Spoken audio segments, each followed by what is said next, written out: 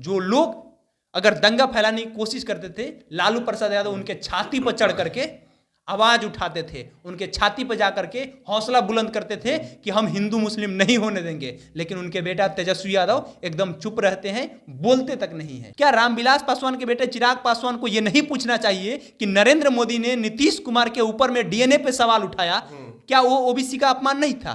क्या देश के एक राजनेता लालू प्रसाद यादव के बेटा के ऊपर में आप कह रहे हैं कि ये जंगल राज के राजकुमार है, ये ओबीसी का अपमान नहीं है? हिंदू लोग के ऊपर में अत्याचार हो रहा है तो हिंदू लोग का वीडियो कैसे सोशल मीडिया पे वायरल हो रहा है कि ये लोग मस्जिद के अंदर में घुस करके मस्जिद के गुंबज को तोड़ रहे हैं? रामनवमी जुलूस के बाद बिहार में बवाल मचा हुआ है। बवाल इस कदर मचा हुआ है कि अब राजनीतिक रूप ले चुका है और राजनीतिक बवाल मचा हुआ है। आज बिहार विधानसभा में मात्र 27 मिनट कार्रवाई चलती है, उसके बाद सदन को स्थगित कर दिया जाता है। मामला क्या है, बिहार के जो बीजेपी के विधायक हैं वो सभी लोग आते हैं सदन में, वेल में घुस जाते हैं और कहते हैं कि बिहार में हिंदुओं पर अत्याचार हो रहा है, सासाराम में हिंदू पलायन कर रहे हैं और अमित शाह का दौरा बिहार का, इन सभी मसलों पर बात करेंगे। हमारे सहयोगी हमारे साथ में केशव हैं। केशव, जिस तरह से हो रहा है बिहार में, चाहे वो पलायन की बात कर रही है बीजेपी या फिर गृह मंत्री का दौरा, कैसे देख रहे हैं और बीजेपी किस तरह से कर रही है? देखिए, इसको दो तथ्यों में देखा जा सकता है। पहला कि अमित शाह का आना और दंगा होना, और दूसरा जब विधानसभा चल रहा है तो उसमें यह सवाल उठ जाना कि हिंदू लोग के ऊपर में अत्याचार हो रहा है। कैसे भाई? हिंदू लोग के ऊपर में अत्याचार हो रहा है तो हिंदू लोग का वीडियो कैसे सोशल मीडिया पे वायरल हो रहा है कि ये लोग मस्जिद के अंदर में घुस करके मस्जिद के गुंबज को तोड़ रहे हैं? ये सोचने वाली बात है। ये लोग प्री प्लान कह सकते हैं इस चीज को, और इसे कहने में तनिक भी गुरेज नहीं होना चाहिए। क्या एक देश के गृह मंत्री की ये कर्तव्य, क्या देश के एक गृह मंत्री का यह कर्तव्य नहीं बनता है कि अगर देश के किसी भी कोना में दंगा हो रहा है तो आप वहां पे अगर उसके रडार में आकर के भाषण दे रहे हैं, 30-40 किलोमीटर 50 किलोमीटर कितना दूरी होगा? नवादा से बिहार शरीफ की दूरी कितनी होगी? बहुत कम है, लगभग 30 से 35 किलोमीटर। 30-35 किलोमीटर। अगर वहां पे आप आ रहे हैं, आप जितना देर का भाषण दे रहे हैं, 10 मिनट दे रहे हैं, 5 मिनट दे रहे हैं, क्या आपका दायित्व नहीं बनता है कि आप कम से कम वहां 2 मिनट से 3 मिनट उस मुद्दा पे बात करिए जो दंगा हुआ है, जो आपसी भाईचारा है उसको बनाए रखने के लिए बात कीजिए? आप नहीं कर रहे हैं। आप कह रहे हैं कि हमको 40 सीट जितवा दीजिए और उसके बाद में देखिए हम जो दंगा कर रहे हैं उनको हम ठीक कर देंगे। अरे भाई, आपको 39 सीट दिया गया है बिहार में, प्रधानमंत्री आपके हैं, आप खुद देश के गृह मंत्री हैं, सारा कुछ आपके पास है, आप कहीं नहीं दंगा वाला लोग को कंट्रोल कर रहे हैं। आपको 1 सीट के फिरे में पड़े हुए हैं, 1 सीट मिल जाएगा तो आप कबाड़ दीजिएगा। क्या कबाड़ दीजिएगा? कहना क्या चाहते हैं आप? देश के गृह मंत्री होकर के आप कह रहे हैं कि हम राज्यपाल से जब कॉल करके बात कर रहे हैं तो राज्यपाल साहब ये बात कह रहे हैं कि आप निश्चिंत रहिए इस सब चीज के लिए। निश्चिंत किस बात के लिए रहे? राज्यपाल साहब से आप कह रहे हैं कि राष्ट्रपति शासन लागू हो जाना चाहिए। एक गृह मंत्री राज्यपाल से बात करता है और कहता है राष्ट्रपति शासन बिहार में, हाँ, राष्ट्रपति शासन लागू हो जाना चाहिए। एक आदमी और है बिहार में, चिराग पासवान, जो अपने आप को हनुमान कहते हैं, वो कह रहे हैं कि राष्ट्रपति शासन लागू हो जाना चाहिए। किस बात के लिए लागू हो जाना चाहिए भाई? आप कहते हैं, 2 दिन पहले उनके फेसबुक पर हम पोस्ट पढ़ रहे थे, लोक जनशक्ति पार्टी जो उनकी है रामविलास की, उस पर ऑफिशियली एक ट्वीट किया गया था, पोस्ट किया गया था। जानते हैं क्या लिखा गया है? कि ओबीसी का अपमान राहुल गांधी ने किया है, उनको सोचना चाहिए क्यों उन्होंने अपमान किया है, जाति सूचक शब्द का इस्तेमाल किया है और साथ ही साथ इससे ओबीसी समाज का नुकसान हुआ है, इसलिए इनकी जो सदस्यता रद्द हुई है उसको हम सम्मान करते हैं, कोर्ट का जो जजमेंट है उसका हम सम्मान करते हैं। चिराग पासवान जी, जब डीएनए पर सवाल उठाया गया, देश के गृह मंत्री और देश के प्रधानमंत्री आकर के देश के बिहार के मुख्यमंत्री के ऊपर में कह रहे हैं नरेंद्र मोदी ओबीसी का बेटा, नीतीश कुमार ओबीसी का बेटा, चिराग पासवान के बेटा, ठीक, रामविलास पासवान के बेटा। क्या रामविलास पासवान के बेटे चिराग पासवान को यह नहीं पूछना चाहिए कि नरेंद्र मोदी ने नीतीश कुमार के ऊपर में डीएनए पे सवाल उठाया, क्या वो ओबीसी का अपमान नहीं था? क्या देश के एक राजनेता लालू प्रसाद यादव के बेटा के ऊपर में आप कह रहे हैं कि जंगल राज के राजकुमार है, ये ओबीसी का अपमान नहीं है? क्या ये अमर्यादित बात बोलने पर उनको सदस्यता नहीं रद्द करना चाहिए?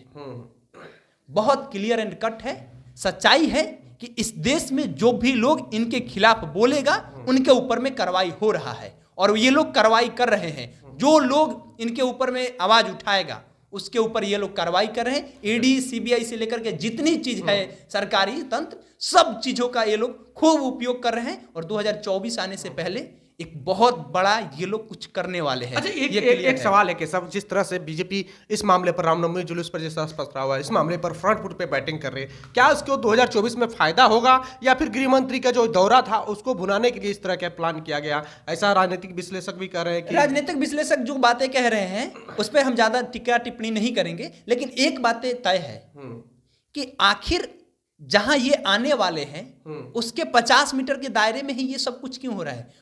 50 किलोमीटर के दायरे में ये सब कुछ क्यों हो रहा है? सासाराम आने वाले थे, सासाराम में इतनी स्थिति खराब हो गई कि आज धारा 144 लग गई और वहां पे इनके आने की जो प्लान था उसको कैंसिल करना पड़ गया। बिहार शरीफ में ये आए नहीं, लेकिन उसके 50 किलोमीटर के दायरे में ये आ रहे हैं और वहां पे ये सब कुछ हो रहा है और इस पे कोई सोच नहीं रहा है। बिहार के राजनीति में ऐसा कभी नहीं हुआ है कि आप दंगा के ऊपर में राजनीति करिएगा। देश के लालू प्रसाद यादव एक बार बोले थे, लालू प्रसाद यादव बिहार के जो मुख्यमंत्री थे वो अपना चौकी ले आकर के खटिया डाल दिए थे वहां पे। जब बिहार शरीफ में दंगा हुआ था तो ये जाकर के खटिया डाल दिए थे और वहां बैठ गए थे और बोले थे कि हम दंगा नहीं होने देंगे। लेकिन एक और बात है कि उनके बेटा साहब एक ट्वीट नहीं करते हैं। ये लालू प्रसाद यादव और इन लोगों में अंतर है कि पहले की राजनीति कैसी थी, जो लोग अगर दंगा फैलाने की कोशिश करते थे लालू प्रसाद यादव उनके छाती पर चढ़ करके आवाज उठाते थे, उनके छाती पर जाकर के हौसला बुलंद करते थे कि हम हिंदू मुस्लिम नहीं होने देंगे। लेकिन उनके बेटा तेजस्वी यादव एकदम चुप रहते हैं, बोलते तक नहीं है। अच्छा, 2024 में इनको फायदा होगा कि नहीं? जिस तरह से हिंदुत्व की राजनीति को और बिहार में प्रमोट किया जा रहा है, बिल्कुल फायदा होगा। 2019 की राजनीति किस बेस पे हुई है आपको भी पता है। पुलवामा अटैक हुआ 2019 में, चुनाव होने से पहले पुलवामा अटैक होता है। क्यों होता है सब कोई जान रहा है। आज तक 300 जो किलो RDX आया, कहां से आया पता नहीं चला। 2024 के चुनाव में तो यही है। ये 2023 का रामनवमी में ये इस तरह का खेला हो रहा है। 2024 में क्या पता क्या हो क्या ना हो, इस पे जो देश के विपक्ष के तमाम नेता है उन लोग को सोचना चाहिए कि हाँ कैसे ये लोग मैनेज करेंगे, कैसे ये लोग काम करेंगे। जनता को जो मूलभूत समस्या है हिंदू मुस्लिम के ऊपर में जो लोग राजनीति कर रहे हैं, ये राजनीति ज्यादा दिनों के लिए नहीं हो सकता है। अच्छा, चिराग पासवान के भविष्य को कहाँ देख रहे हैं? क्योंकि एक तरह से भारतीय जनता पार्टी के लिए वो बैटिंग कर रहे हैं, उनका भविष्य क्या होगा? कहाँ से बैटिंग कर रहे हैं आप? गजब बात कर रहे हैं। सम्राट चौधरी जब से बन गए, नीतीश कुमार से इनकी दूरी है ये है बिहार में। लालू प्रसाद यादव के ऊपर में टीका टिप्पणी करबे करते हैं, तेजस्वी यादव के ऊपर में टीका टिप्पणी करबे करते हैं। तो ऐसे साफ तौर पे देख लीजिए तो नरेंद्र मोदी से दूरी हो ही गया सम्राट चौधरी के बनने के बाद। संजय जायसवाल से बनता नहीं है इनका। तो ये अब क्लियर है कि 2024 के चुनाव में भाजपा इनको साइड करेगी और इनका जो सिक्योरिटी है उसको भी छीन लिया जाएगा। जो Z+ की सुरक्षा मिली है, हाँ छीन लिया जाएगा। क्योंकि क्या है भाई, चिराग पासवान की क्या है राजनीतिक में? बस इतने ही है ना कि वो रामविलास पासवान के बेटे हैं और मोदी के हनुमान कहे जाते हैं। अब मोदी के हनुमान से जो मोदी जी खुद है वो इनसे खफा हो गए हैं। खफा इसलिए हो गए हैं क्योंकि इनको कहा जा रहा था कि 2024 के चुनाव और 25 के चुनाव में फ्रंट फुट पर इनको लाया जाएगा और इनसे बैटिंग कराया जाएगा। लेकिन सम्राट चौधरी का जिस तरह से स्वागत हुआ मानने लायक है ना जी। पटना का पूरा डकबंगला से लेकर के गांधी मैदान से लेकर के जितना जगह है हर जगह को भर दिया गया। क्यों भरा गया?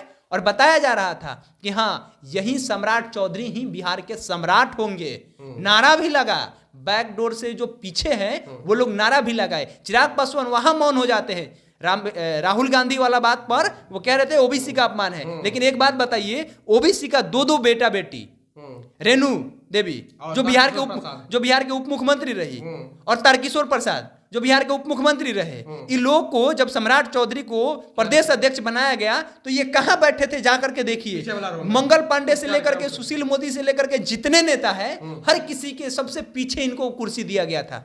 ये ओबीसी का अपमान नहीं है। बड़ा पद अगर यही अगर दूसरे पार्टी में होते, अगर इनकी अगर विरासत होती और इनके पास में कैपेसिटी होता तो ये फेसबुक पर उस फोटो को पोस्ट करते और लिखते कि देखिए राजनीति में किस तरह से ओबीसी के बेटा का अपमान हो रहा है, लेकिन ये नहीं लिखेंगे। इनको दिख रहा है कि राहुल गांधी की सदस्यता ठीक हुई है, क्योंकि इनके साथ में तो गठबंधन होने वाला है नहीं, तो इसलिए लिखा जा रहा है। और राजनीति में कभी भी कुछ भी संभव है, क्या पता आज हम ये बोल रहे हैं और कल के हो सकता है कि राहुल गांधी इनको टिकट दे दे। ये राजनीति में होते रहता है। तो राजनीति में कुछ भी संभव है, और राजनीति में कोई परमानेंट, कोई दोस्त और कोई दुश्मन नहीं होता है।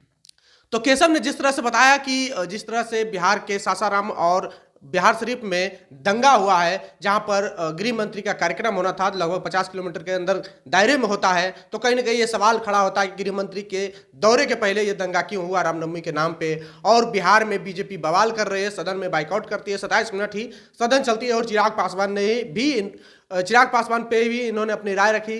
आप इनकी बातों से कितने सहमत हैं, प्रतिक्रिया कमेंट बॉक्स में जरूर दें। बने रहें जोहार हिंद के साथ। जय भीम, जय भारत।